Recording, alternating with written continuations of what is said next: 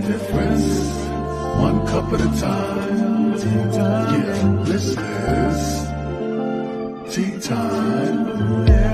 Making a difference, one cup at a time.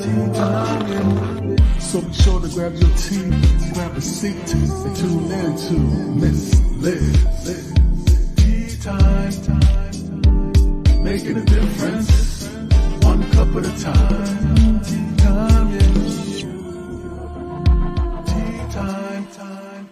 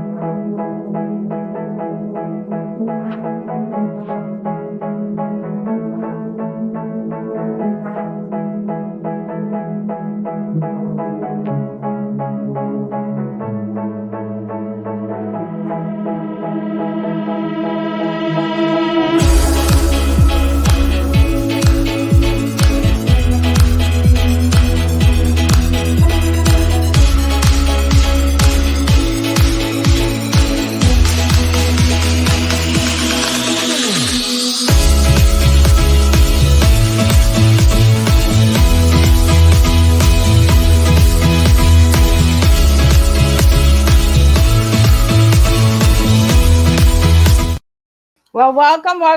It is tea time. We are here for the afternoon show. That's right. This morning we had the science of empowerment. This afternoon we have the motivational check. We're just going to keep that flavor going this afternoon.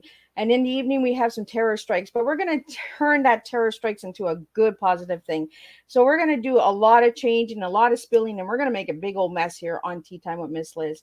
So we're going to get started with the disclaimer and the bio and all that good stuff. And then we got the amazing Terry Tucker that will be joining us, and he's going to spill a good, strong TEA. I'm telling you, you want to share this tea time. You want to share with all of your friends and family, because we're going to spill a good, strong TEA this afternoon on Tea Time with Miss Liz. The disclaimer for Miss Liz is Tea Time live shows. Miss Liz, myself, is going live using StreamYard. Before leaving a comment, please grant StreamYard permission to see your name at StreamYard.com. Please be advised that the content brought forward for any Tea Time show hosted by Miss Liz is always brought forward in good faith. However, may bring forth dialogues and opinions that are not representative of my platform. The facts and information are perceived to be accurate at the given time of airing. All Tea Time guests and audience participants are responsible for using their good judgment in taking any action that may relate to the discussion. The content brought forward may include discussion for some where they may be emotionally at risk. It is significant to know that this show is engaging in discussion forums only to offer and inspire awareness and connection, and is not providing therapeutical advice. If you have any questions about the disclaimer or the panelist discussion, you may freely contact me, Miss Liz, through my email at bookingmissliz@gmail.com. Moving forward, should you choose to voluntarily participate in today's show in any aspect, I myself, Miss Liz, welcomes you. And should you decide that the show is not made for you at this time, I respect that wish, and I will see you at a later show at a later date and time. And again, all tea times are done on Thursday this year, 10, 3, and 7 p.m. If it's on a different day, it's a rescheduled tea time. This is how Miss Liz rolls. We just keep spilling the teas.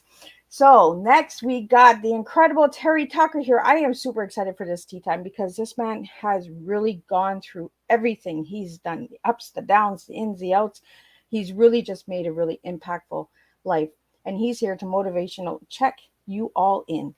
That's right. We're checking you in today.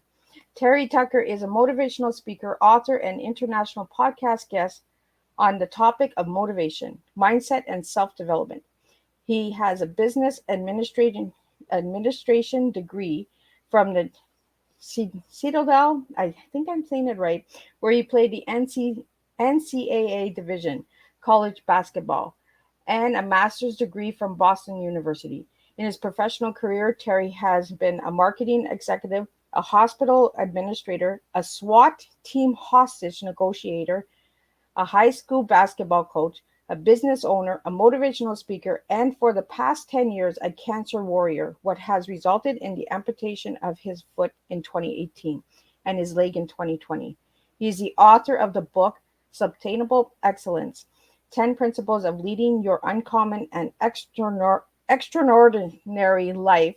Terry has also been featured in Authority, Thrive Global, and Human Capital Leadership magazines. Now let's get Terry in here and let me have some tea so I can take a sip and sit back for a few minutes. Welcome, Terry. Liz, thanks for having me on. I'm really looking forward to talking with you today. It was a mouthful, was it?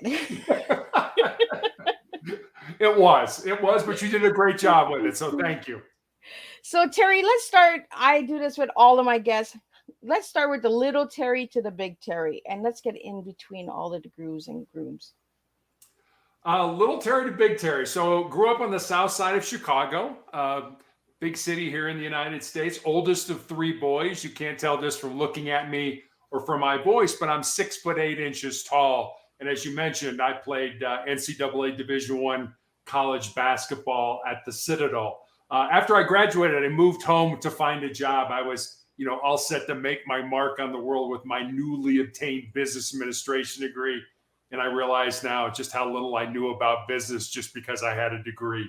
Fortunately, I was able to find that first job in the corporate headquarters of Wendy's International, the hamburger chain, in their marketing department.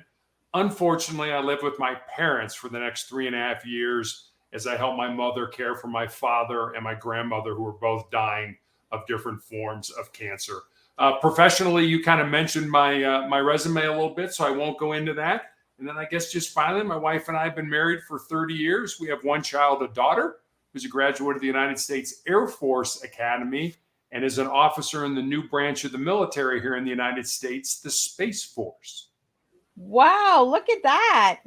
Proud daddy. Very proud. Very proud. That is an honor, like when we celebrate our children and the growth of our children, and it had to come from a strong upbringing. You set a good example. Like your professional career here has really shown that you've done a lot of things. I really want to get into the motivational check. What got you into the motivational check, and what gave you that name? Well, the motivational check comes from actually when I was in the police academy in Cincinnati, Ohio. It was a phrase, motivational check, that our defensive tactics instructor gave us that we could yell out, that we could just sort of scream out if we were having a tough time. We did some pretty interesting things in the police academy. We ran the equivalent of a marathon. This guy would take us there was an apartment complex that had this huge fountain out in front of it. And the fountain only had about 6 inches of water, but we would run like 5 miles to the fountain, get in the fountain, get all wet, doing push-ups and sit-ups and all that kind of stuff, and then run 5 miles back. So it was a phrase that he gave us that if we were just having a tough day, if we didn't think we could go on, that we could just yell out. And the rest of the class would respond. We were the 84th recruit class in the police academy. We would yell out, 84, just to let the person know that, hey, you're not alone. We're all in this together. We're all hurting, but we will get through this as a group, as a team, as opposed to an individual. So when I was looking for a title for my blog, motivational check just kept coming up and up. And I figured it was as good a title as anything else that I could come up with. Well, with your whole story, like all the research I do, because I do a lot of homework on my guests. When I did the research on you, Terry, it showed that you just kept going. Like the motivation just kept going. No matter what came your way, you just kept checking it off. This is going to happen, but I'm going to put a check and we're going to get through this. I want to get in a little bit into your story with the cancer. When were you diagnosed, Terry, and how did you find out about it? So 2012, so it's been almost 11 years now. 2012, I was a girls' high school basketball coach in Texas, and I had a callus break open on the bottom of my left foot, right below my third toe. And initially, I didn't think much of it because as a coach, you're on your feet a lot. But after a few weeks of it not healing, I made an appointment and went to see a podiatrist, a foot doctor friend of mine. And he took an x-ray and he said, Terry, I think you have a cyst in there and I can cut it out. And he did. And he showed it to me. It was just a little gelatin sac with some white fat in it. No dark spots, no blood, nothing that gave either one of us concern. But fortunately or unfortunately, he sent it off to pathology to have it looked at. And then 2 weeks later, I received a call from him. And as I mentioned, he was a friend of mine. And the more difficulty he was having explaining to me what was going on, the more frightened I was becoming. until finally he just laid it out for me. He said, Terry, I've been a doctor for 25 years. I have never seen the form of cancer that you have. You have an incredibly rare form of melanoma. And most people think of melanoma as too much exposure to the sun and it affects the melanin, the pigment in our skin. This has nothing to do with sun exposure. This is just a rare form that appears on the bottom of the feet or the palms of the hands. And just for educational purposes, there's an even rarer form of melanoma that appears in your mucous membrane. So in your nose or your mouth or something like that. So I got this rare form of melanoma, and he said, you know what? You should be treated at MD Anderson Cancer Center in Houston because it's so incredibly rare. And that started my, I guess, 11-year now odyssey through cancer. So is the cancer gone? Is it in remission? No, it is in my lungs. It's been in my lungs since 2020. I have been on a clinical trial drug for the last 2.5 years. I'm treated every 3 weeks for an entire week, get a couple weeks off, and then get treated. And I've been doing that cycle for 2.5 years. The cancer has shrunk the tumors, but they are still there. So I am considered what's called stable right now. Well, I hope that you get in remission. We're going to do a lot of prayers for you, Terry. You know, but you're that motivational check, so we're going to check that off, and we're going to get it in remission. And it is a rare cancer. Like a lot of people, they just assume the normal ones, right? Like the ones that everyone talks about, the breast, the prostate, and lungs, and all of that. But we don't talk about the rare cancers. So I really hope that we get good news for you, Terry, and you know, like you're still kicking along. So let's get that motivational going on. How do you impact an audience when they're coming in and they're all like, ugh? How do we get them moving? I think a lot of it has to do with authenticity. You know, you need to be an authentic individual. I go on these podcasts and I talk about motivation and things like that, but I also say I don't know if I have all the answers. I mean, I have things that have worked for me, and what I'm trying to do now is share them with people in the hope that, you know, I'm giving them something that maybe would work for them. I mean, we all experience hard times, difficult times in our life. And a lot of times those conditions can paralyze us. We don't know where to go. We don't know what to do. We're kind of stuck. And I found some things over these 11 years of, you know, having my foot amputated, my leg amputated, and things like that have worked for me. Like I said, I don't know if they work for other people. Other people have told me that they do. So that's why I'm kind of putting them out in the world just to see, you know, hey, maybe this is something that you could use. So I think authenticity, being genuine, realizing that, you know, you don't have all the answers is one. I think also having character, being a person of good character. Tell you a quick story. I had an interview one time for a marketing job, and I was meeting with the senior vice president for marketing. And we spent 90 minutes, an hour and a half. And in that entire time, he never asked me one question about marketing or business or anything like that. He asked me about what it was like, you know, with my parents and growing up with my brothers and basketball and having knee surgery and what it was like in college. And I remember saying to him afterwards that his line of questioning I thought was kind of interesting, for lack of a better word. I said, could you explain to me why we didn't talk about marketing? He said, sure. He said, I have plenty of people around me that'll tell me whether you're a good fit in terms of, you know, marketing, your expertise on marketing, whether you'd be a good fit for the team. But I want to hire people of good character. And he said, I believe character is developed in the first 20 years of your life. And he said, I also believe that character is caught and not taught. So you're not going to read a book or take a course and say, okay, I did this and now I'm a person of great character. No, you're going to observe things. You're going to see things. You're going to be like, boy, I really like the way that woman handled that. Or, boy, I didn't like the way that guy handled that situation. So he said, I spent 90 minutes wanting to understand the kind of person you were from a character point of view. So I think character is also incredibly important. And I guess just to add a third one in there, I think humility is also something that we need to have in our lives. I mean, we kind of like to think that the world revolves around us, that it's all about us. I was reading an article this morning that said the odds of you being born are 1 in a trillion. And if you think about that, if you think how, you know, I mean, we all think we're great, but we're on this little marble that's in this huge galaxy that's in an even bigger universe, but we think it's all about us. It's not all about you. I always used to tell my basketball players, you're unique, but you're not special. So don't think that it's all about you. It's more about giving of yourself. I like that statement. You are unique, but not special, because it really opens up the mind of understanding that we have to stop labeling everybody as special, unique. We bring something different to the table. We bring different flavors. Like this morning, we were talking about the science of empowerment, and we were talking about it is a choice that we make to better our lives, or better as a basketball coach, coaching your team and your girls and that.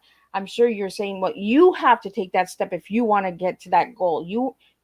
You have your team here, but at the end of the day, it's you that has to make that impact of joining the team too. It is, and you're absolutely right. And I guess the way I kind of look at this, or I kind of describe this now, and I think this is particularly the way things sort of, there's an outlook this way, sort of in the West, that we kind of think that, or we're kind of taught that we're born empty.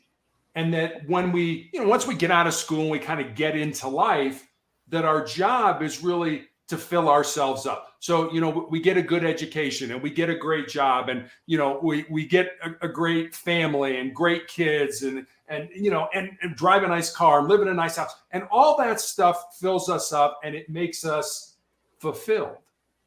But my experience has been, one, it doesn't make you fulfilled.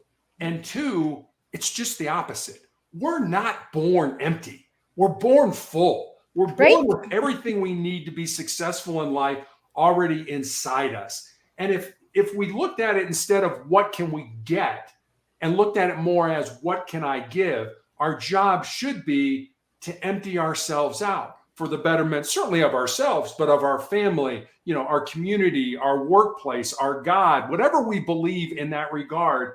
And if you look at it that way, life becomes a whole lot more fulfilling. It's not about what I can get.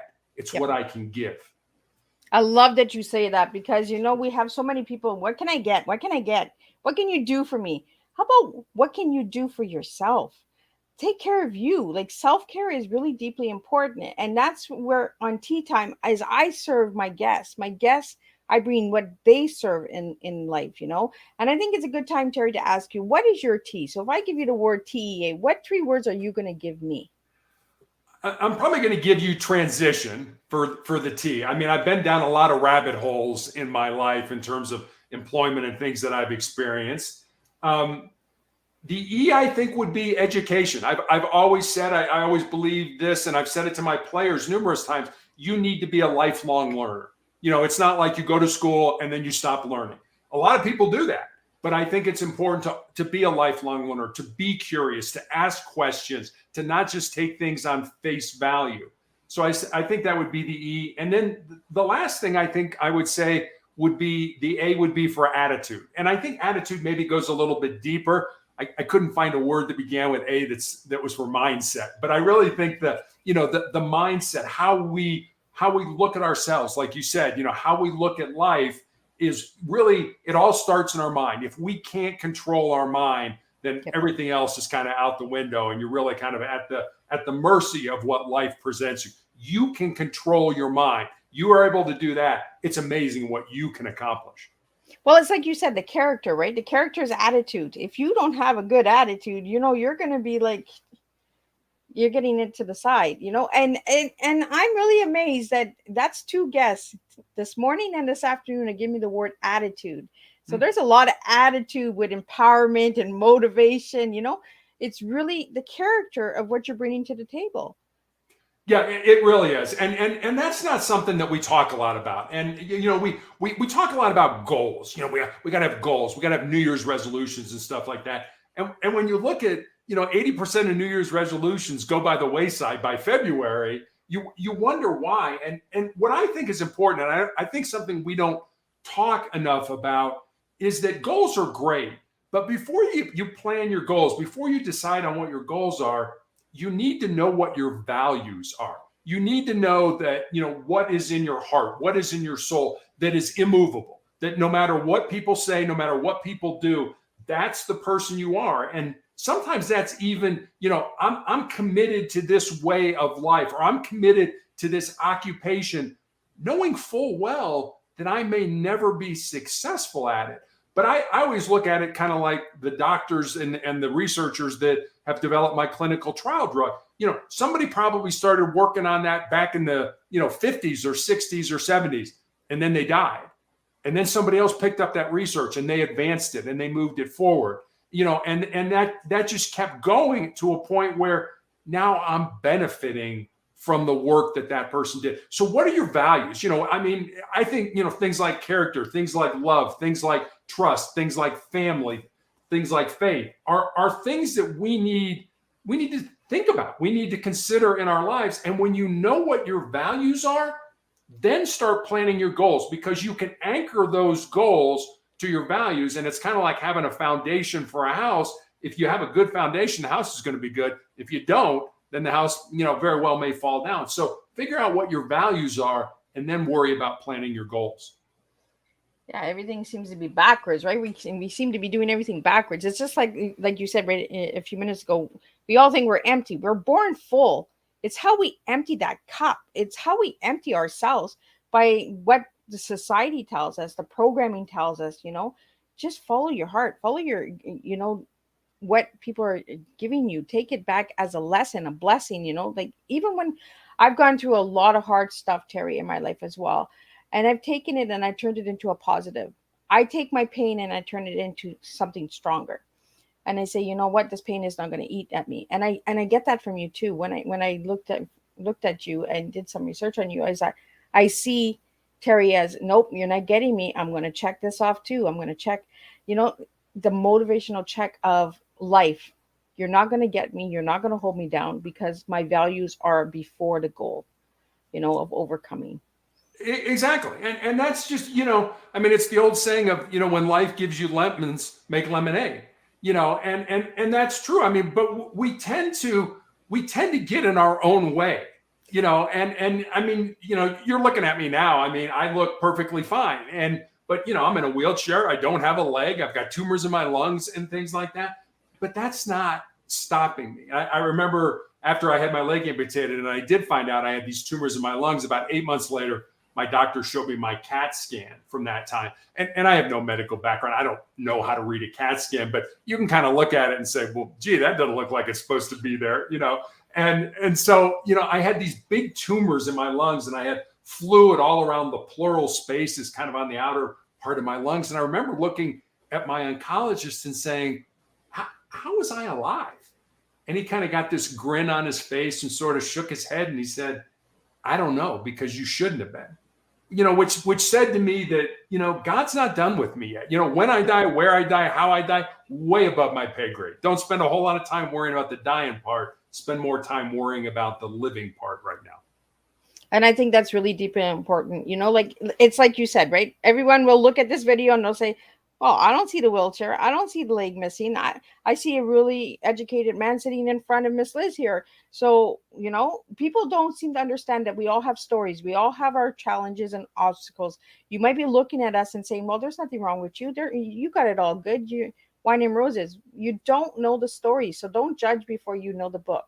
I want to talk about the book, The Sustainable Excellence.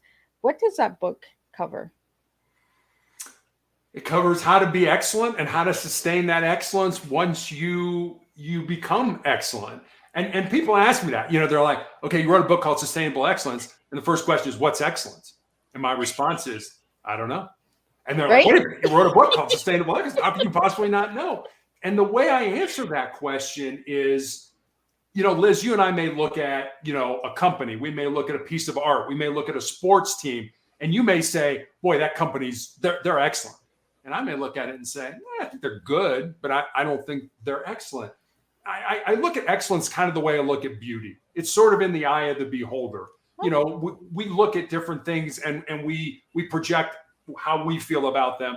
And somebody else may look at it and feel entirely different. So I think excellence is something you have to define for yourself. And then the next part of the title is sustainable. How do you, once you've determined what excellence is, once you put in the time and the work and the energy to get excellent in your mind, How do you sustain that excellence?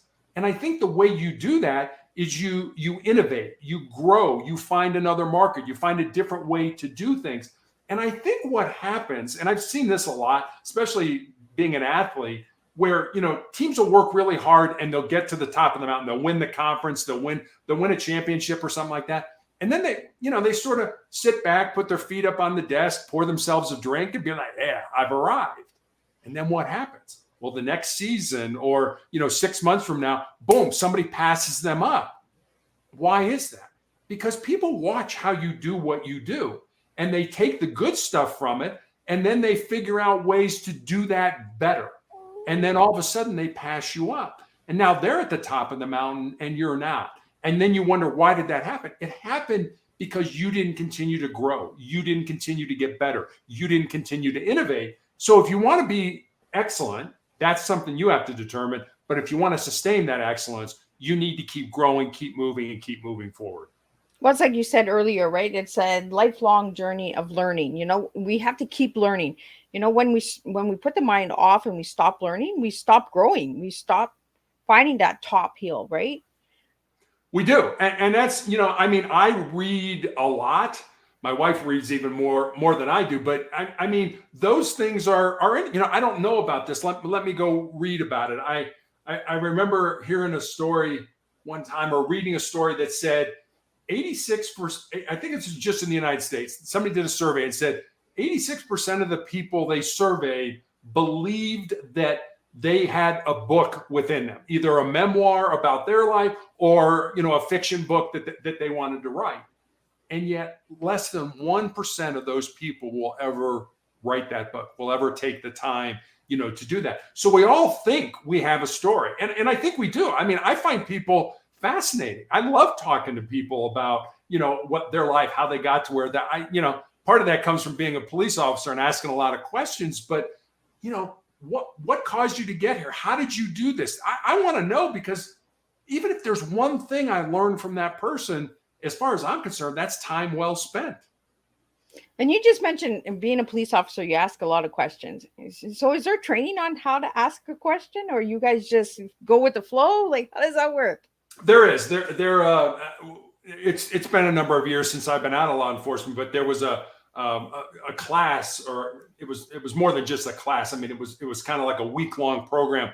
It was called REID, and the man's name was Reid, REID, interview and interrogation. And they gave you things to say to people. So, if you've got, for example, I don't know, a rapist or something like that, and you're talking to them, and you say something that it's like, look, I bet she kind of turned you on, and it was real. Oh yeah, it was all her fault. So I mean, if you didn't know they did it, well, you ask questions that kind of box them in. It's like, you didn't mean to sell those drugs near a school, did you? Because if you did, then that's an entirely different penalty for what you're doing. You just wanted to sell drugs, to the adults, not to the kids. Yeah. I just wanted to sell them to the adults. I was like, thanks. You just made my case for me and things like that. So there are ways you can say things. I mean, you would say to a rapist, it's like, well, what do you think should happen to somebody that violently rapes a woman? And what would most people say? Well, they should have their testicles cut off. They should, you should hang them by their thumbs and, from the rack. I mean, you get real animated. Well, somebody that is a rapist will give you something like, well, they should probably get treatment, or, they will give you some soft answer that would like, okay, that leads you more down. This is probably the person that did this crime, because if it were you, if somebody raped you or somebody you love, you would, you'd want to kill them, and you would be irate. And so that's the answer you would expect. And for somebody who did it, and they're kind of soft selling what should happen to them, it kind of gives you an idea that they probably committed the crime. Not always, but it just leads you in the right direction. Well, and it's almost like you come in like a smooth cup of tea, and just let them spill it. You do. And that, that was part of being a negotiator. That was part of, of saying something. It was called tactical empathy, where I want to understand why we're here. What happened? How did we get to this point? And you let the person talk with the understanding that it's not, I don't necessarily agree with you, but I want to understand why you're here, because we're trying to build rapport and things like that. And one of the things that we did as negotiators is we asked how, excuse me, how and what questions, and tried to stay away from why questions, because why sounds kind of accusatory. Well, Liz, why did you do that? Ooh, wait a minute. Is he accusing me? As opposed to, well, how did we get here, Liz? That's a little more soft sell. Or, Yep. well, what can we do to get through this? And that's another thing. What and how questions kind of lead the other person without them realizing it to help me get them out safely. I want you to engage with me on how we're going to solve this problem, as opposed to a why question that's more accusatory of why you did what you did. Well, it kind of puts them on defense right away, right? Yeah. Like they're like, I'm coming in and I'm biting, right? Exactly. Exactly. So Terry, you've been a SWAT hostage negotiator. So how did you get into that? So I actually applied. So for those who don't know how SWAT is usually set up, either in a sheriff's department or any kind of local law enforcement, there's usually two groups. One is the tactical team, and those are the men and women, with the guns and the armored cars and what we used to call the toys. And then there are the negotiators. And we used to always say, if we did our job correctly, then the tactical team didn't get to use their toys. And so there was an opening on the Cincinnati Police Department negotiating team. I put in for it. Part of it was you had to do a physical fitness. You had to run a mile, do so many push-ups and sit-ups. You had to meet with the psychologist, the police psychologist. You had to take a lot of psychological tests, exams. And then you met with the team and the administrators over the team. And it was kind of an all or nothing thing. If the people on the team said, what one person said, nope, we don't want Terry on the team, then you didn't get on the team. Everybody had to be unanimous in their decision. And I was fortunate enough to have everybody say, yeah, we'd like to have him on the team. And it was an absolute blast. Worked with great people. We had a psychologist that worked with us in our training and we just did scenarios. We practiced different scenarios, acting things out. And then where you learned was in the debrief, where, the psychologist might say, hey, that person was sort of exhibiting signs of somebody who's schizophrenic that might be off their medicine. Did you ever think about that? Wow, no, that never entered my mind. So it was a lot of, and that was, it goes back to being humble. It's like, I know everything just because you're a policeman. No, you don't. You don't understand. You may understand people in crisis, but you don't understand people, that are surrounded by the police, and maybe they're a homicide suspect and they're going to prison for the rest of their life or whatever it ended up being. It's just a whole different dynamic. So what did that teach you, Terry? Taught me a lot of things. Let me give you a formula. This is a formula that we were taught as negotiators, and it was 5-38-55. And it had to do with how we express ourselves. So if you and I are talking to each other and I'm trying to get something across to you, 5% of that is going to be the words that I use. 38% of it is going to be the tone of voice that I use with those words. And 55% of that message is going to come across based on my body language and my facial expressions. So understanding that, 99% of what we did as police officers was face to face with another individual. So, if I'm talking to you and while we're talking and you're kind of, looking around and stuff, well, I see that. Well, maybe you're looking to run or escape. Or, if I'm talking to you and you're balling up your fists, maybe you want to fight or something like that. So I can see that. I can see those visual clues, and I can do what's appropriate. I can handcuff you. I can sit you down. I can put you in the back of my car, whatever's appropriate for why we're there. But as negotiators, I didn't have that 55%. I wasn't with the person. I could be blocks away talking to them on a phone. I could be behind a locked door or something like that. So I didn't get the benefit of me saying something and seeing them, kind of roll their eyes like, oh boy, what an idiot. I can't believe he said that, and that happened all the time. You would say something and then there'd be a pause and they were like, no, you idiot. That's not what I'm talking about. Okay. I missed that because I didn't have the benefit of seeing your body language. So we had to get good at figuring things out based on what people were saying, but also what they weren't saying and how they were saying it. So that was one thing I learned. The other thing that I think was real important that I learned is the importance of listening. And I'm sure your audience can be like, oh, listen, of course, that's what we're doing right now. It's like, no, there's a big difference between listening to respond. Hurry up, Liz, say what you're going to say because I want to get my 2 cents in. That's listening to respond versus listening to understand. Okay, Liz, I hear what you're saying. Help me understand it. I may agree with you. I may not agree with you, but help me understand where you're coming from. And I think in society today, we're kind of in the first part, listening to respond. And part of it is we're screaming at each other. And when you're yelling at me and I'm yelling at you, neither one of us can understand what's going on, what we're saying. So I think it's real important that we need to listen to understand, especially today. I think that's deeply important that you brought that up, Terry, because we're on that defense. Like everyone's on defense mode, like I want to say what I want to say. You're going to say what you're going to say. And it's like you said, we're just arguing back and forth. We're not finding solution. We're just arguing. We're just back and forth. Yeah. I said this a couple weeks back on another podcast I had where, we're not having debates. We're not having healthy debates anymore. We're just on attack. Like, I'm right, you're wrong. I'm right, you're wrong. And we need to change that. We need to start listening. We need to start saying, you know what? Let's just listen without responding. Don't be so fast. I got the answer. How about you just listen an extra 2 minutes longer, And I'm a big person that I analyze body language. So you might be telling me, oh yeah, I'm all happy and I'm having a good time. And I'm like, and I see you going, Yeah, you're not having a good time. Like I don't know who you're trying to fool, but you ain't fooling me. You're absolutely right. And I, and somewhere along the line, and I don't know when this happened. I mean, let's face it, we're all different. We have all different backgrounds, all different experiences, all different educations. So we're all going to come at problems from different angles. And I think that's good. But we've gotten to a point now where, if you and I disagree on something, all of a sudden you're bad. It's like, wait a minute, when did Liz become bad just because we don't see eye to eye on a particular, mostly political issue?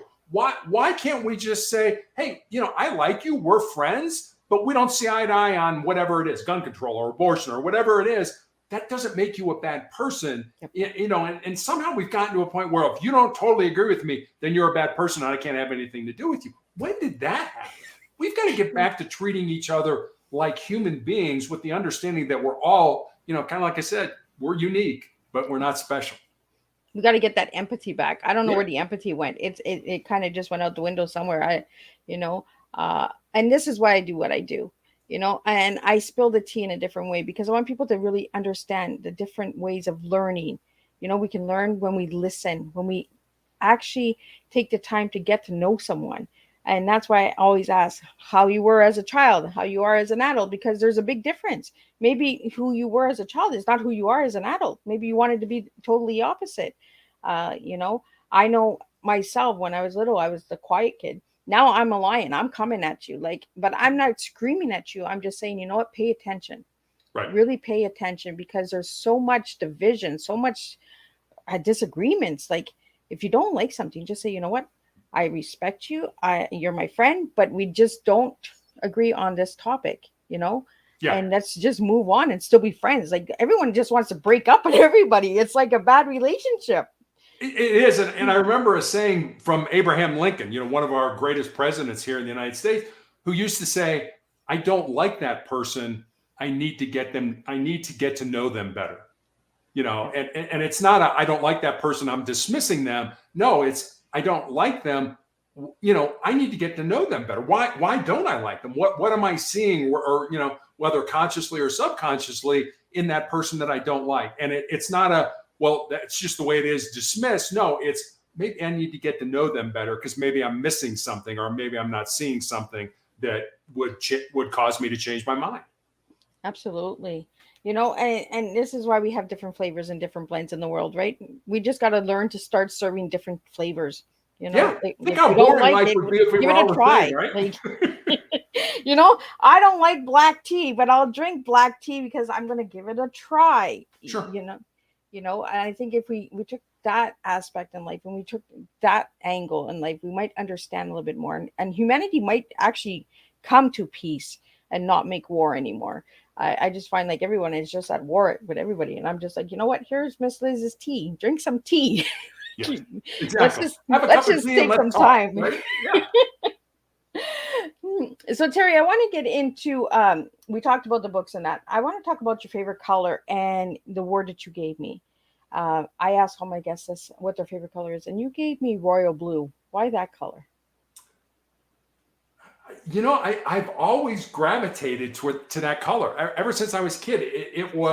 I thought it was majestic. I thought it was powerful. I guess it's just a color.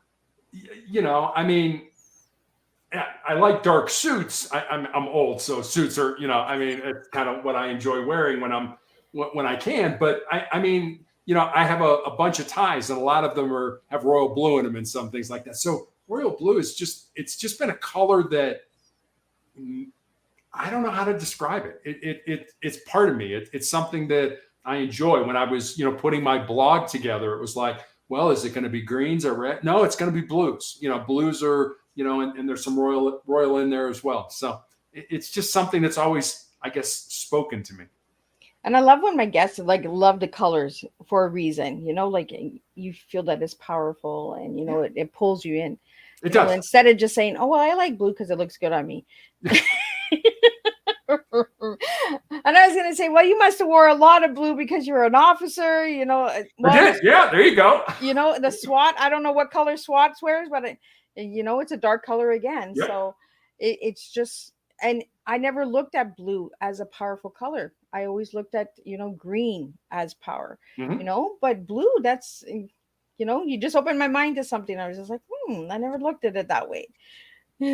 So, and then I asked you what word describes you as an individual, and you gave me tenacious. You gave me tenacious. Yeah, I just, you know, my wife and I were talking the other day about when I was first diagnosed with cancer, and my oncologist pulled her out of the room and said, you know, we don't really have anything to treat melanoma at the time. You know, we can surgically try to deal with it, but we don't have drugs or anything like that. If he gets a miracle, he'll live 5 years. If not, he's probably got another year or two to live. How do you think he's going to handle that? And she said, you know, I just kind of laughed and said, well, you go ahead and tell him that and see what he says and see what he does. And this is a true story, sort of. I embellished it a little bit, but every year as I mentioned, I was treated for my cancer initially at MD Anderson, which is in Texas, even though I live in Colorado now. And every year, MD Anderson sends me a letter from their tumor board, from their research people, that basically says, please describe your health. You know, circle one of these three. Are you alive with cancer? Are you alive without cancer? Or are you dead? So I keep hanging around because I haven't figured out how to circle number 3 yet. But I mean, they don't really say, are you dead? They give you an other category. But it's that kind of, you know, tell me something can't be done, and I will figure out a way to do it. And that's why I think tenacious was something that kind of resonated me when you asked me about what word sort of describes me. I kind of like that, Terry, that you said that, you know, like, tell me I can't do it and I'm going to find a way, you know, and that's really big, strong motivation right there. You know, just tell me I can't, and I'm going to show you I can, you know, and that's a big check right there. You know, so if anyone out there is looking for 5 tips on motivation, what tips would you give them? Yeah, you know, when we talk about motivation, you know, my blog is called Motivational Check. I talk about motivation, but when people ask me about it, I'm like, it's not enough. Like, what do you mean it's not enough? It's the name of your website. It's motivation is not enough. With motivation, and I don't know if I'm going to give you 5, but I'm going to give you 2. With motivation, I'll take 2. You need discipline and you need good habits. And if you think of motivation, discipline, and good habits sort of as a 3-legged stool, if you take away any one of those legs on that stool, the stool is wobbly. It's not going to support you. So if you have motivation, but you don't have good habits and you don't have the discipline to implement those habits, it really isn't. It isn't going to help you. I mean, if you're motivated as crazy, like crazy, but again, you don't have good habits or discipline, not going to happen. If you're not disciplined, but you have good habits and you're motivated, it's not going to work because you're not going to do those habits because you're not disciplined to do them. And then I guess finally, if you have motivation and discipline, but you have terrible habits, then it's going to be awful hard for you to be successful or to get done what you want to get done. So you need all three. And if you're lacking one, it's going to be incredibly hard for you, to get what you want to become successful in life. So I always say, motivation is great. And it sort of comes from us. We have to decide that. But if you have lousy habits and you're not disciplined to implement those things, it's going to be awful hard to get what you want in life. So for anybody that doesn't know what discipline is, what is discipline, Terry? Discipline is basically doing what you need to do to be successful. There was a football player here in the United States by the name of Jerry Rice who used to say, "Today I will do what others won't so that tomorrow I can do what others can't." So discipline is, hey, I don't really want to do that right now. And I talk a lot about embracing pain and difficulty. And what I recommend to people, and it's like, well, how do you implement that in your life? It's pretty simple. Whatever you don't want to do, go do it. I don't want to I want to hit the snooze button. No, get up. Do that. I don't want to study for this test. No, go study for the test. Nah, I don't really want to clean the house right now. Go clean the house. No, I don't want to get off the couch and go to the gym. Go to the gym. So the things you don't want to do in life, you need to do, because what that'll do is callous your mind, kind of like we have calluses, on our hands and feet like that, from using, from doing, from making things happen. It's the same way.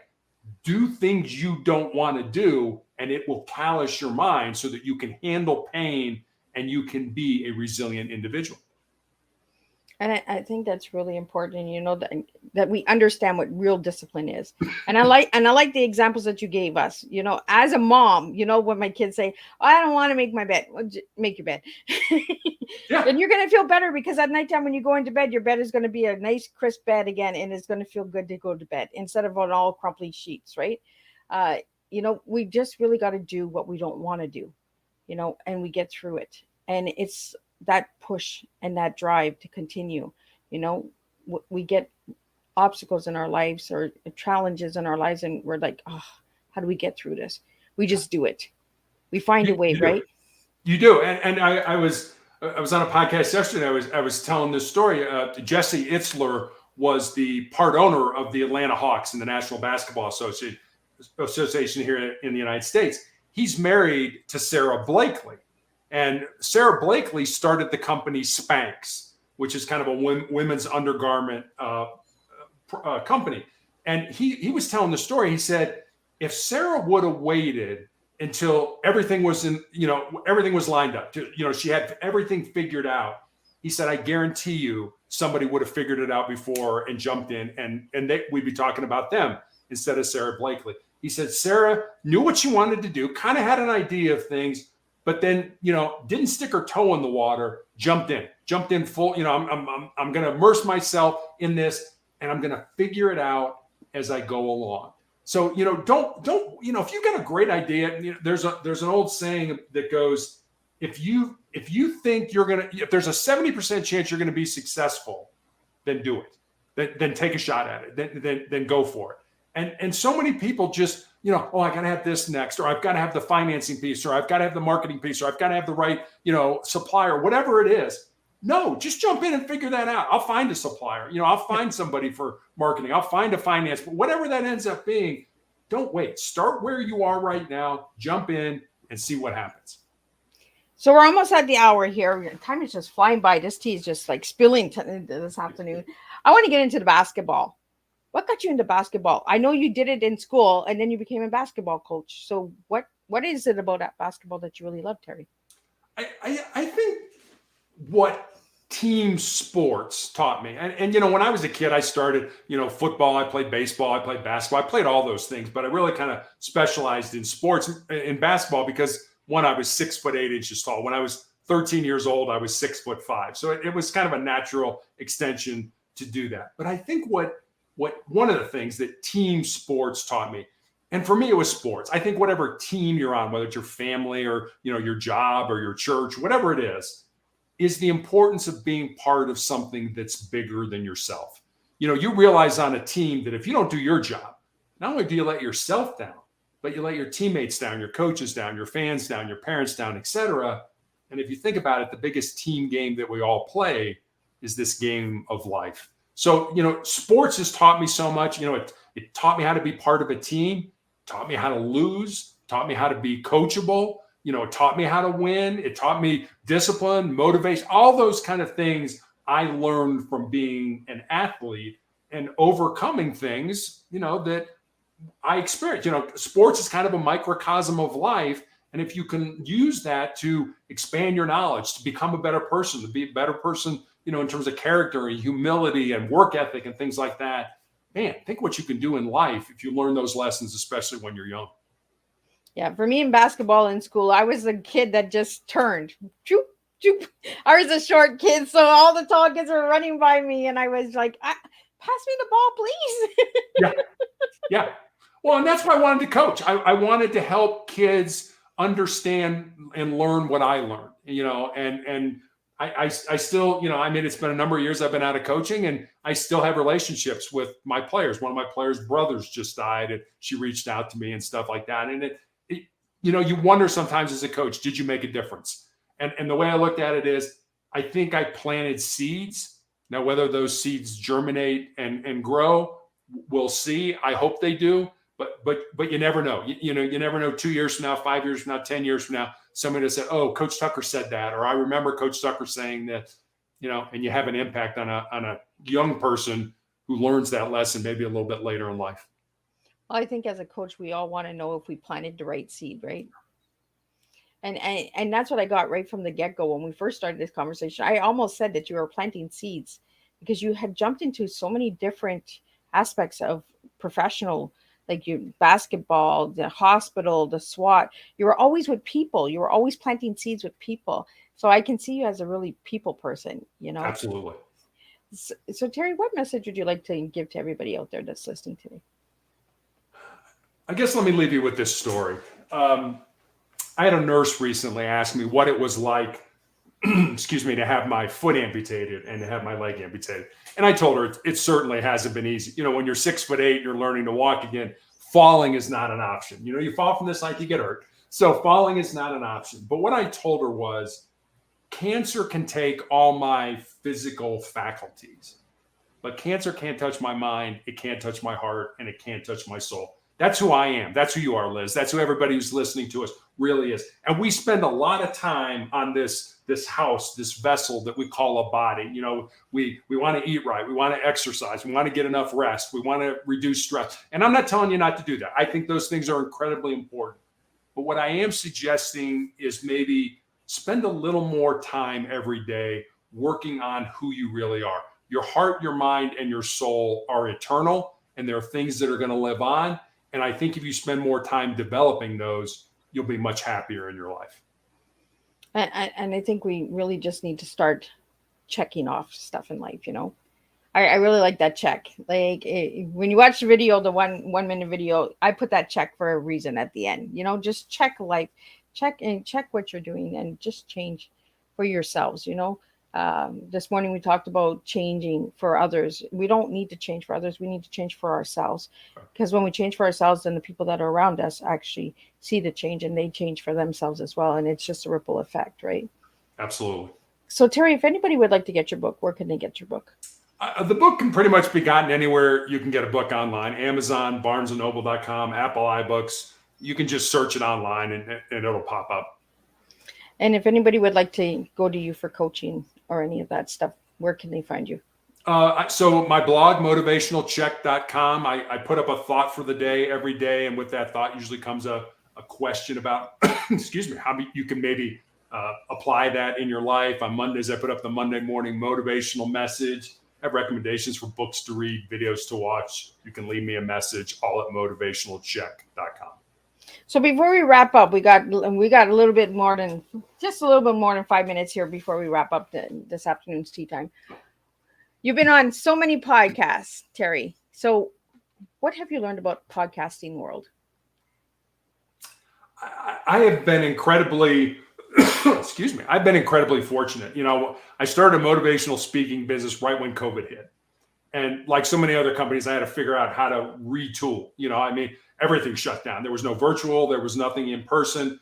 And somebody reached out to me and said, would you like to be a guest on my podcast? And I said, sure. What's a podcast? I had absolutely no idea what they were. It's like, well, it's kind of like a conversation, and we record it and then we put it up on social media. And I'm like, okay, sure, I'll do that. I was so scared. I was so nervous. I had Post-it notes with like answers all around the camera. And the person would ask me a question and I would lean in and read the Post-it note. And I was terrible. I was absolutely terrible when I started. And I remember talking to my publisher one day, and I said, Scott, I listen to every podcast I've ever been on. And I'm probably approaching 700 podcasts now because I want to be better. I want to have better stories. I don't want to say or huh and all. I want to just be a better guest. And he said, no, Terry, it's not about being good.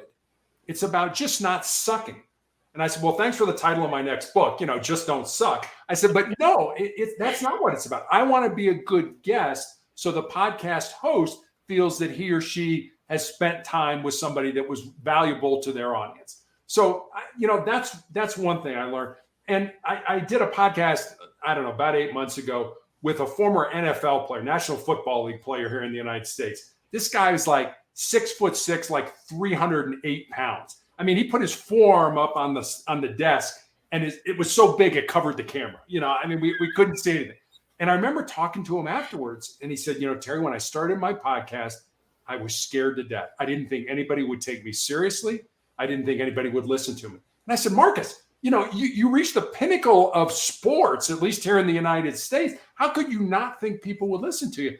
So I think that just goes to show you that we all kind of doubt ourselves from time to time. We all wonder, does anybody care what I'm saying? Is this going to make a difference? Is this going to impact people? And I think, those are some of the things. I've not had a bad experience on a podcast. Everybody I've met, and I've done podcasts with people in China, in the UK, in Australia, in South America, everywhere in the world. And I've yet to have a bad experience, which just tells me just how close we are as human beings. It doesn't matter where you are, where you live. We're all tied together and we all care about each other, or at least we should all care about each other. I wanted to ask you that question because as a negotiator and being on a phone, you don't get that body language. Most podcasts are just audio. There are some like myself with the video. Right. So how do you know if the host or the guest is actually enjoying themselves? I mean, most of what I do is on Zoom or, one of the other forms where we see each other while we're doing the recording. But yeah, you're right. The only thing that goes up is the audio portion of it. So I get the benefit of being able to see the host and have him or her see me as well. So yeah, that helps me a lot. I like those a lot better than ones that are just over the phone because I just kind of feel like, you're just trying to sense what the person is thinking or feeling, or did you just say something that was really goofy and they're like, oh boy, this guy's an idiot or something, So I don't know, but I have the benefit usually of being on a Zoom call or some other format where we can see each other for the recording. Well, and I think I do the live video because I want to see if my guests are actually not just going, okay, where's the next question? This yeah, really. What's she gonna do now? What is she coming up with now? And I wanted to say, hey, you're not paying attention here. Exactly, really. Hey, this is important to me. And like I say, it's important to you. I want it to be important to me as well. I think it makes for just a great recording. Well, I really want to thank you, Terry, for sitting and having tea with me today. And, this is all we need. We just need open conversation, and getting to know people.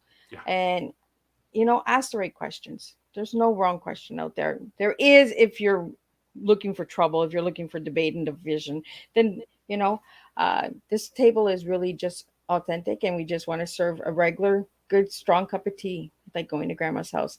So I want to thank you, Terry, for sharing all of your good, incredible information with all of us today and your story, most of all. And I'm going to send my prayers to you and keep you in my thoughts and that. And I want to thank you for joining me. And I'll see everybody at 7 p.m. with the next tea time, the third one of the day. And then we're going to wrap it for this week. And we'll be back next week and we do it all over again, 3 new tea times. So I'll see everybody at 7 p.m. with Joseph M. Lamar, where we'll be talking about his book that he wrote that's called Terror Strikes. So again, until then, just keep serving your TEA to the world.